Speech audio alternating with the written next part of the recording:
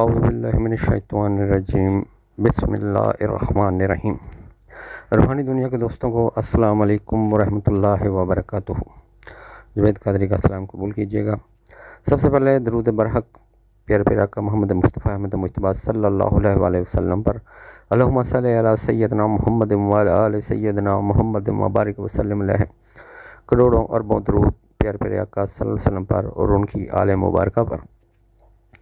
گو کہ ہم اس قابل نہیں، یہ کام اللہ ہی کا ہے، اور اللہ پاک ہزاروں کروڑوں اربوں درود پاک آپ صلی اللہ علیہ وسلم کی ذات اقدس کی خدمت میں ہماری طرف سے گناہ گاروں کی طرف سے پیش کرے، آمین ثم آمین۔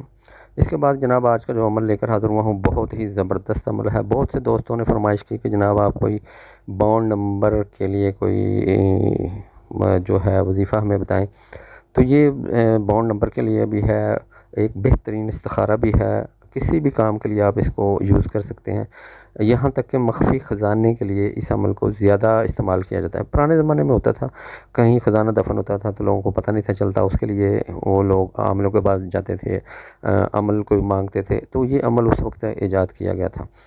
تو آج کل کے دور میں اب خزانے بہت دور چلے گئے ہیں، تو لہذا ہمارے پاس اب یہی ہے کہ ہم اپنی کچھ مشکلات کا ازالہ کریں، استخارے کے ذریعے کچھ معلوم کر سکیں، کچھ اچھا یا برا یا جو بھی ہے۔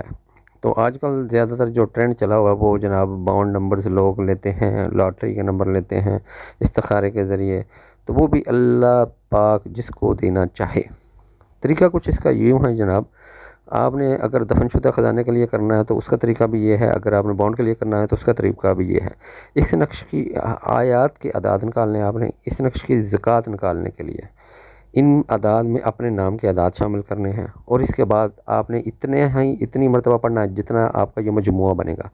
اب کتنے دن پڑھنا ہے اس کی مثال کچھ یوں ہے کہ مثال کے طور پہ آپ نے اعداد نکالے اور اس آیت کے اعداد جمع کیے تو وہ 5578 بنے، 5578 بنے۔ اب ان کو آپس میں آپ نے جمع کرنا ہے، 8 جمع 7 جمع 5 جمع 5، تو ان جو مجموعہ بنا وہ 25 بنا، ٹھیک ہو گیا۔ تو آپ نے کرنا کیا ہے، ان کو 25 دن اس آیت مبارک کو آپ نے 5578 مرتبہ پڑھنا ہے۔ اب دن آپ نے اس طرح ٹوٹل کر کے جمع کر لینے ہیں، ٹھیک ہے۔ اب دوسرا آپ نے یہ کرنا کہ اب 3 عدد نقش معظم زعفران ملی سیاہی روشنائی سے بخورات اور رجال الغیب کا خیال رکھتے ہوئے لکھ لینا ہے، اور روزانہ وظیفہ پڑھ کر ان نقوش پر دم کرنا ہے۔ وظیفہ مکمل ہونے کے بعد ایک نقش آپ نے اپنے تکیے کے نیچے رکھنا ہے، اور ایک نقش کو پانی میں حل کر کے دفینہ والی، اگر خزانے کے لیے کرنا تو خزانے والی جگہ میں، اگر بانڈ کے لیے کرنا تو اس تیسرے نقش کو اب صرف پاس ہی رکھیں، ضرورت کوئی نہیں ہے، جہاں شبہ ہو چھڑک دیں، اور تیسرا نقش ایک سفید مرغ کی گردن میں ڈال کر اسے دفینہ والی جگہ پر چھوڑ دیں، اور مرغ پر نظر رکھیں، وہ خزانے والی جگہ پہ جا کے بانگ دے گا، تو اب وہ اس سے خزانے کا پتہ لگ جائے گا۔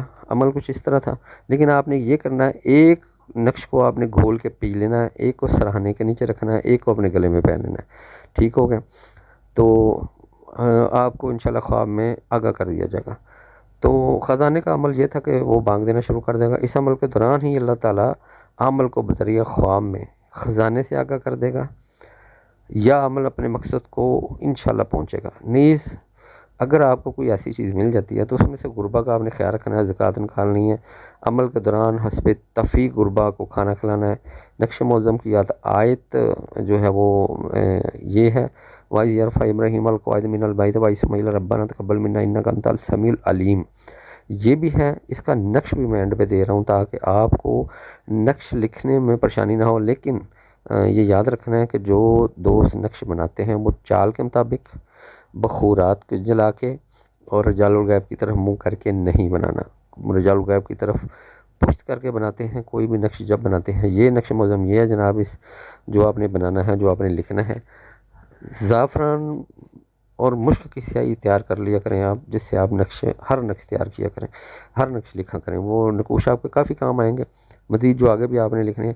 تو بہرحال یہ نقش معظم ہے جناب، یہ آپ نے 3 نقش لکھنے ہیں، اور روزانہ وظیفہ پڑھ کے اس پہ دم کرنا ہے، اور ایک سرانے کے نیچے رکھ کے سونا ہے، ایک پڑھنے کے بعد وظیفہ ہونے کے بعد آپ نے مکمل کر کے گلے میں پہننا ہے، اور ایک کو بوتل میں ڈال لینا وظیفہ مکمل ہونے کے بعد، جب پھونک کر روزانہ دم کرنا ہے تو وہ پانی آپ نے ساتھ ساتھ پیتے رہنا ہے، ٹھیک ہو گیا۔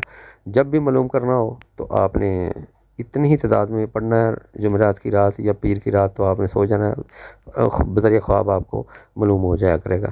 تو یہ اس کے علاوہ اگر روحانی کوئی بھی آپ کو پریشانی ہے تو آپ ان نمبروں پہ رابطہ کر سکتے ہیں۔ سب سے اوپر اور سب سے نیچے والا واٹس ایپ کا نمبر ہے، واٹس ایپ کے نمبر پہ آپ رابطہ کر سکتے ہیں۔